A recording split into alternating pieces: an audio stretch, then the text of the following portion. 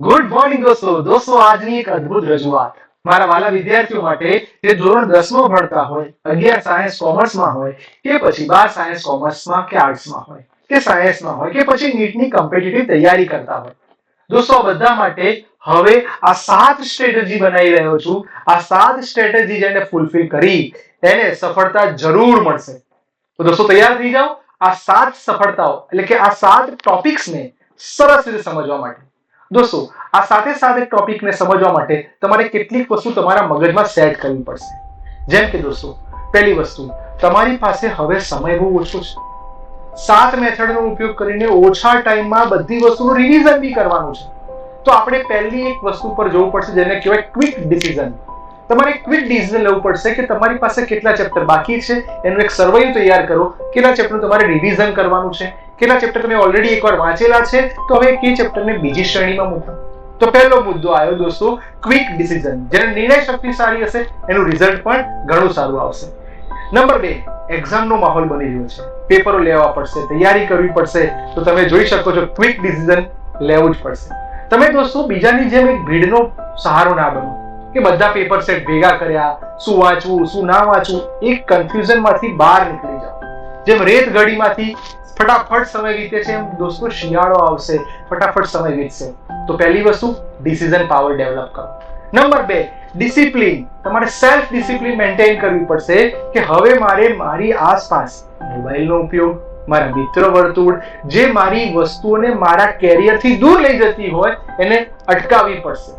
જેને તમારી ભાષામાં દોસ્તો બહુ જ અગત્યનો શબ્દ સેલ્ફ ડિસિપ્લિન એક વૈજ્ઞાનિકની જેમ લાગી જાઓ પોતાના કાર્યને ડેડલાઈન આપી દો બસ ઓછા ટાઈમમાં મારે બધી વસ્તુ વાંચવાની છે તો આજ રાત્રે સૂતા પહેલા મારે આ ચેપ્ટરના આ સબ્જેક્ટના આટલા ટોપિક તૈયાર કરવા છે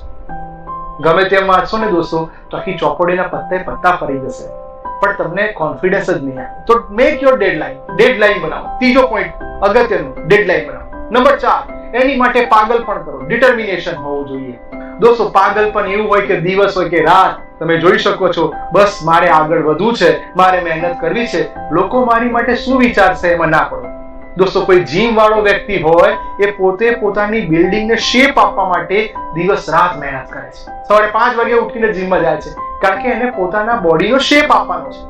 દોસ્તો તમારે તો કેરિયરનો શેપ આપવાનો છે તમારું ઉજ્જવળ ભવિષ્ય તમારે તૈયાર કરવાનું છે તો તમે લાગી પડો તૈયાર થઈ જાઓ number 5 simple living and high thinking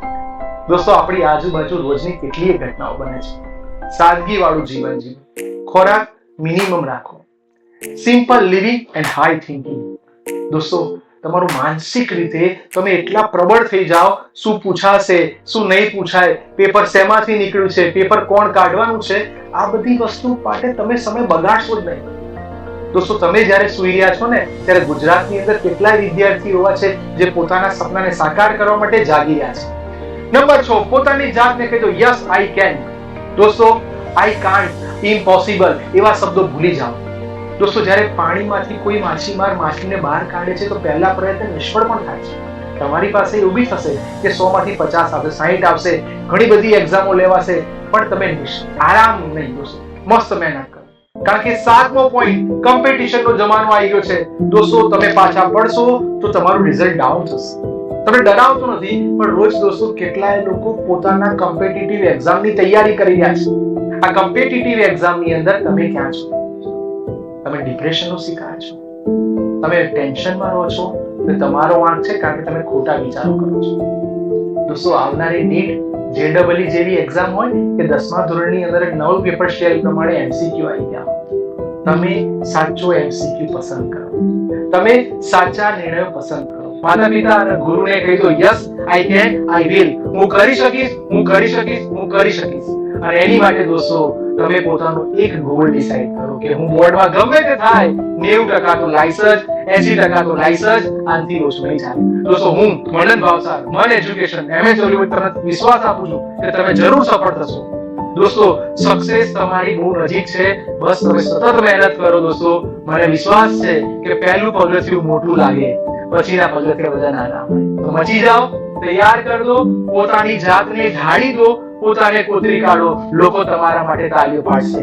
મને એટલો વિશ્વાસ છે દોસ્તો કે આવનારો સમય તમારો છે ને તમારો છે બાય એવરીવન